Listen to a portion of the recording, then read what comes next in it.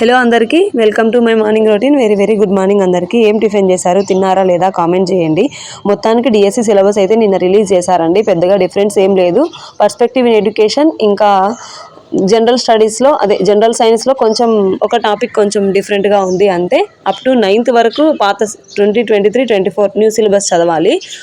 10th class మాత్రం old syllabus అనమాట. దాని గురించి కూడా ఒక వీడియో తీయాలనుకుంటున్నాను. ఏమంటారు మీరు కామెంట్ చేయండి. ఇంకా అంశు కోసం టిఫిన్ అయితే చపాతీ చేశాను. ఒక సాస్ ప్యాకెట్ పెట్టుకుంది, సాస్ వేసుకుని తినడం చాలా ఇష్టం ఆమెకి.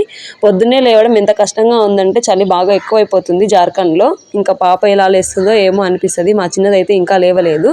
మధ్యాహ్నం లంచ్ బాక్స్లోకి అయితే క్యాబేజీ పప్పు చేశానండి. పప్పు అయితే మా ఆయన రోజు అయినా నిబ్బరంగా తినేస్తారు. వంకాయ కర్రీ చేస్తా అంటే వద్దంట. ఇదైనా కార్తీక మాసం పుణ్యమా అని ఏదో ఒక కూరగాయ తింటున్నారు కానీ లేదంటే ఎప్పుడు ఎగ్గులు చికెన్లు ఇవే అనమాట. అవి కూడా సరిగా తినలేరు. ఇంకా ఇలా అయిపోయిందిలేండి. ఇంకా 4 days ఉంటే కార్తీక మాసం కూడా అయిపోతుంది. ఇంకంతే.